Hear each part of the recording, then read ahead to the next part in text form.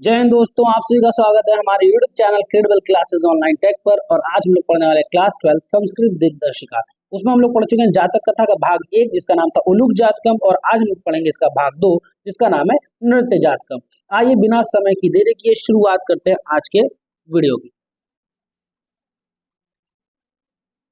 देखिए शुरुआत से पढ़ते लिखा है बच्चा, अतीते प्रथम कल्पे चतुष्पदा, यानी अतीत के प्रथम कल्प में, अतीत यानी प्राचीन समय, ठीक है। तो बीते हुए प्रथम कल्प में चतुष्पदा यानी जानवरों ने सिंह को राजा बनाया, अर्थात शेर को राजा बनाया। मत्स्य आनंद मत्स्य, मछलियों ने आनंद मछली को, तथा शकुनयः यानी पक्षियों ने स्वर्ण हंस को राजा बनाया।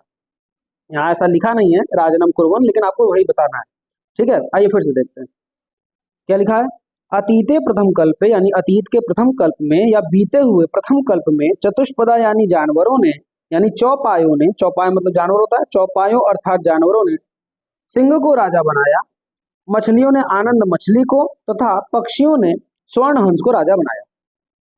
तस्य पुनः स्वर्ण राजहंसस्य दुहिता, इसका क्या मतलब है, आइए इसका मतलब जानते हैं। लिखा है तस्य पुनः स्वर्ण राजहंसस्य दुहिता, इसका मतलब यह है कि उस स्वर्ण राजहंस की जो दुहिता अर्थात जो पुत्री है, जिसका नाम हंस पोतिका है, अतीव रूपवती आसीत, वो अत्यंत सुंदर थी। फिर से देखिए, तस्य मतलब उस स्वर्ण राजहंस की दुहिता यानी पुत्री, जिसका नाम हंस पोतिका, तो ऐसे लिखेंगे नहीं, आप लिखेंगे दुहिता यानी पुत्री अर्थात हंस पोतिका, अतीव मतलब अत्यंत, रूपवती मतलब सुंदर, आसीत मतलब थी। आगे बढ़ते हैं। स तस्य वरमदात, तो क्या हुआ, उसने, किसने, स्वर्ण हंस ने। स, जब भी संस्कृत में स लिखा हो तो ये मेल के लिए लिखा जाता है, और जब स पे आ की मात्रा लग जाए तो ये सा यानी फीमेल के लिए लिखा जाता है, इसको याद रखिएगा। लिखा बेटा स तस्य, तस्य मतलब उसको, तो उसने, किसने, स मतलब उन्हें आपको क्या बताया, जी हाँ स्वर्ण राजहंस ने, उसने तस्य मतलब उसको यानी किसको, अपनी बेटी को, वरमदात, वरम देते यानी वर दिया, वरमदात मतलब वर दिया, कि सा मतलब वह यानी उसकी जो बेटी है वो, आत्मनिश्चित रुचितम यानी अपनी मनपसंद, स्वामिनम यानी पति का, वृणयात यानी वर्ण करे। फिर से इस लाइन को हम आपको बताएंगे, ध्यान से देखिएगा। लिखा बेटा स मतलब उसने, यानी किसने, स्वर्ण राजहंस ने, उसने उसे वर देते हुए कहा, उसे का आप लोग ध्यान से समझेंगे, किसको, हंस पोतिका को, यानी अपनी बेटी को। उसने उसको वर देते हुए यह कहा कि वह अपने आत्मनिश्चित, इसका क्या मतलब, आत्मनिश्चित रुचितम मतलब मन पसंद, स्वामिनम मतलब पति का, वृणयात मतलब वर्ण करे। आई होप आपको समझ में आया। आगे बढ़ते हैं। हंस राज तस्य वरम दत्वा, मतलब क्या है, हंस राज उसे, तस्य मतलब उसे, वरम दत्वा मतलब वर देकर, हिमवती यानी हिमालय पर, शकुनी संघे यानी पक्षियों के समूह को, सन्निपतत मतलब एकत्रित किया।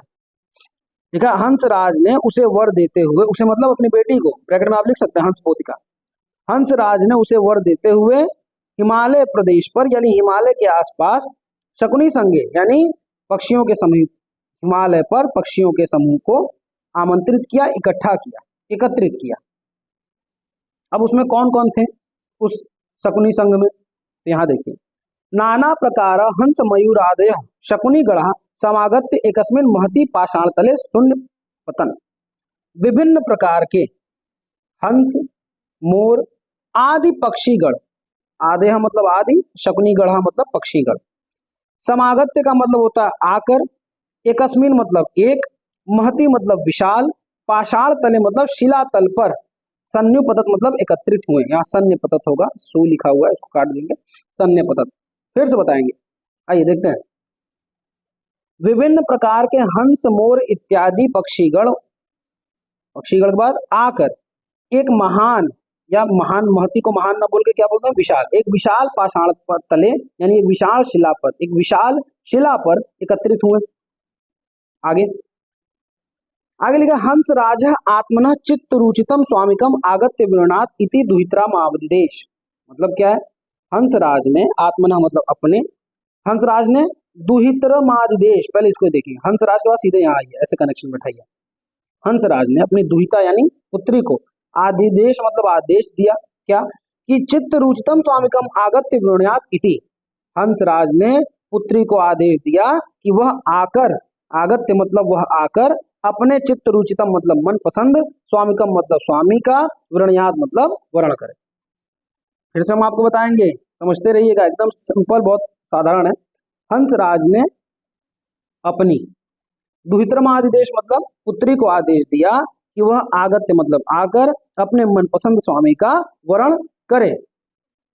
आगे, सा शकुनी संग अवलोकयंती, सा मतलब हमने ऊपर आपको बताया फीमेल के लिए कहा जाता है, तो इसका क्या मतलब है देखिए, वह यानी लड़की की बात हो रही है, हंस पोतिका की, वह पक्षियों के समूह पर, अवलोकयंती मतलब देखते हुए, अवलोक मतलब देखना, वह पक्षियों के समूह पर दृष्टिपात करते हुए, वह पक्षी, उसने, वह लिखे चाहे उसने लिखे, उसने शकुनी संग को अवलोकयंती मतलब देखा, और मणिवर्ण ग्रीवम तथा मणि के रंग के समान गर्दन वाले, ग्रीव मतलब गर्दन, मणि मतलब मणि, सबको पता मणि नीले रंग की होती है। तो उसने, फिर से देखिए, उसने शकुनी संग को ध्यान से देखा और मणिवर्ण ग्रीवम यानी मणि के रंग के समान गर्दन वाले चित्र प्रेक्षणम, चित्र दृष्टि मयूर को, मणि के समान गर्दन वाले, मणि के समान गर्दन वाले चित्र प्रेक्षण मतलब चित्र दृष्टि मयूर को देखा। चित्र दृष्टि का मतलब क्या होता है, दिखने वाले, तो मणि के समान गर्दन दिखने वाले आप बोल सकते हो। उसने शकुनी संघों को देखा यानी पक्षियों के समूह में देखा, और मणि के समान गर्दन वाले, मणि के समान गर्दन दिखने वाले मयूर की ओर देखा, और क्या कहा, और कुछ कहा भी, क्या कहा, अयम में स्वामी को भवतु, यही मेरा स्वामी बने, यही मेरा स्वामी होगा, भवतु यानी फ्यूचर की बात, यही मेरा स्वामी होगा, इत्यभाषत ऐसा कहा, क्या ऐसा बोली। नहीं समझ में आया आपको, कोई बात नहीं, फिर से बताएंगे। उसने शकुनी संघ को ध्यान से देखा और मणिवर्ण ग्रीव चित्र प्रेक्षणम तथा मणि के रंग के समान गर्दन वाले या मणि के रंग के समान दिखने वाले मयूर की ओर देखा, और अयम में स्वामी को भवतु इत्यभाषत, और यही मेरा स्वामी होगा ऐसा कहा। अब आपको समझ में आया होगा, आगे बढ़ते हैं। मयूर, अब जैसा ही ऐसा बोला, मयूर को थोड़ा सा ताव आ गया। मयूर ने कहा, अद्यापि तावन में बलम न पश्यसी, अद्यापि मतलब आज भी, तावन में मतलब तुम लोगों ने, बलम न पश्यसी मतलब मेरा बल नहीं देखा, मतलब थोड़ा सा अहंकार में आ गया ना, देखे तुम लोग हमको चुनी है, ऐसे करके देखे हमको चुनी, तो अब ऐसे कैसे बोलेगा, तो वो बोल रहा है आज भी तुम लोगों ने मेरा बल नहीं ध्यान दिया, चलो मैं दिखाता हूं, ऐसा करके उसने बोला कि आज भी तुम लोगों ने मेरा बल नहीं देखा। इति अति गर्वेण, ऐसा अत्यंत गर्व से कहकर, लज्जा त्यक्तवा, लज्जा को त्याग कर, लज्जा यानी शर्म को, लज्जा को त्यक्तवा मतलब त्याग कर, तावन महत उन अपार पक्षी, शकुनी संगस्य, शकुनी यानी पक्षियों के समूह के, मध्य मतलब बीच, पक्षो प्रसार्यम अपने पंख को फैलाकर, नर्ति तुराब्धवन, नर्ति तुमार अब्धवान मतलब यहाँ नर्ति मार और आरब्धवान तीनों शब्द लिखा हुआ है, यानी नाचना प्रारंभ कर दिया। ठीक है, फिर से देखेंगे पूरी लाइन को ध्यान से समझेंगे। लिखा है मयूर, मयूर ने कहा, अद्यापि तावन में बलम न पश्यसि, आज भी तुम लोगों ने मेरा बल नहीं देखा, आज देखा तुम लोगों ने मेरा बल, ऐसा कहा। यहाँ न लिखा हुआ है, आप उसको अवॉइड कीजिए। मयूर ने कहा, आज देखा तुम लोगों ने मेरा बल, और ऐसा कहते हुए इति अति गर्वेण, अत्यंत गर्व के साथ, लज्जा को त्याग करके, उन महान यानी उन विशाल शकुनी संगे, उस विशाल पक्षियों के समूह के मध्य मतलब बीच, पंख को फैलाकर नाचना प्रारंभ कर दिया। समझ में आया होगा। नृत्यंच प्रतिच्छन्नो अभूत, अब ये बहुत गलत किया उसने, और नाचते नाचते नग्न हो गया। आप सबको पता है जब भी मोर नाचता है तो अपने पूरे पंख फैला देता है, जिससे वो नग्न अवस्था में चला जाता है। तो लिखा नृत्यन च प्रति अच्छन्नो अभूत, यानी प्रतिच्छन्न हो गया, यानी नाचते नाचते वो क्या हो गया, नग्न हो गया। स्वर्ण राजहंस लज्जित, स्वर्ण राजहंस लज्जित होकर कहा, स्वर्ण राजहंस, भाई अपना दामाद मानने वाले थे उसको और नंगा हो गया, बताओ कितना मूर्ख है। स्वर्ण राजहंस ने लज्जित होकर कहा, अस्य नैव हियम अस्ति, मतलब इसमें न तो हियम है, हियम मतलब विनय या संकोच होता है, लज्जा होता है, इसमें ना तो संकोच है, न बहरणाम समुत्थाने लज्जा, और ना ही पंखों को उठाने में लज्जा है। फिर से देखिए, स्वर्ण राजहंस ने लज्जित होकर कहा, अस्यम न हियम, इसमें न तो विनय है, न तो लज्जा है, न बहरणाम समुत्थाने, और न बाहर नग्न होने की लज्जा, और ना ही सबके सम्मुख नग्न होने की या पंख को उठा लेने की लज्जा है। न अस्मे, अस्मे मतलब इस, गत्र त्रपाय, गत्र त्रपाय मतलब लज्जाहीन, गत त्रपाय मतलब लज्जाहीन, न अस्मे इस लज्जाहीन को स्वदुहितम, मैं अपनी दुहितर अर्थात पुत्री, न दास्यामी, यहाँ ना जो आगे है इसको लास्ट में यहाँ पर आप लोग मिला लेंगे, इत्य कथम मतलब ऐसा कहा। फिर से देखेंगे, कहीं पर भी कंफ्यूजन होना नहीं चाहिए आपको। स्वर्ण राजहंस ने लज्जित होकर कहा, इसमें न तो हियम यानी विनय है, लज्जा है, और न ही सबके सामने पंख उठा लेने या नग्न होने में इसको शर्म आ रही है। ठीक है, इसके अंदर न तो विनय है और ना ही सबके सामने इसको पंख उठा लेने अर्थात नग्न होने में लज्जा।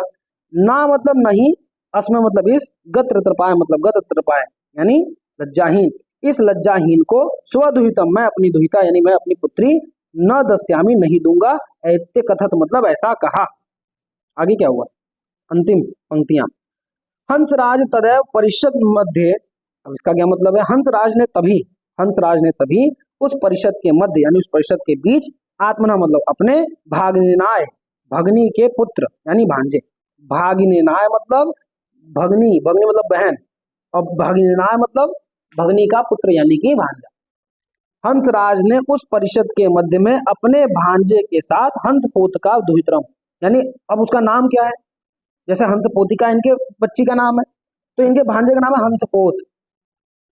ठीक, तो फिर से देखेंगे, हंसराज ने उस परिषद के मध्य अपने भांजे हंसपोत के साथ अपनी दुहिता यानी अपनी बेटी का विवाह कर दिया, या कह लो दुहितरम अदात, अदात मतलब देना, मतलब दे दिया। हंसराज ने उस परिषद के मध्य अपने भांजे हंसपोत को अपनी दुहिता दे दी। मयूरो हंसपोतिका काम प्राप्त लज्जितम तस्मात स्थाना पलायित, और मोर हंसपोतिका को न प्राप्त करके लज्जित होकर उस स्थान से पलायन कर गया यानी भाग गया। मयूर हंस की पुत्री को न पा करके, यहाँ न देखो इसी में छुपा हुआ, हंस पोतिका यहाँ लिखा ना, हंस पोतिकाम है ना, प्राप्त मन न प्राप्त, यहाँ पर ये होगा कि मयूर हंस पोतिका को न प्राप्त कर लज्जित हो उस स्थान से पलायन कर गया, उस स्थान से चला गया। हंस राजो अपि, इस द को अ पढ़ते हैं संस्कृत में, जो ऐसे करके बना होता है, सब लोग समझेंगे। और अंतिम लाइन देखिए क्या लिखा हुआ है, अंतिम लाइन लिखा है बच्चा, अंतिम पंक्ति है कि हंसराजो अपि, हंसराज भी हष्टमानस प्रसन्नचित होकर, हष्टमानस मतलब प्रसन्नचित होकर, स्वगृहम अगच्छत, अपने घर आ गए, अपने घर चले गए। यहाँ पर समाप्ति होती है। आई होप आपको ये समझ में आया होगा। अगर नहीं समझ में आया, वीडियो को ध्यान से देखते रहिए, फिर से चलाइए। और अब हम लोग मिलते हैं अपने अगले वीडियो में, संस्कृत के अगले टॉपिक में। तो आज के लिए हम लोग विदा लेते हैं, और जितना हो सके इसको शेयर भी कीजिए, और आपको समझ में आया तो कृपया जरूर करके आप क्या करिए, कमेंट करिए। कमेंट नहीं करते आप लोग, कमेंट करते रहिए, ताकि हम लोग को भी पता चले कि हाँ आपको समझ में चीजें आ रही हैं। थैंक यू सो मच, मिलते हैं अपने अगले वीडियो में संस्कृत के एक और लेक्चर के साथ। तब तक के लिए जय हिंद, जय भारत।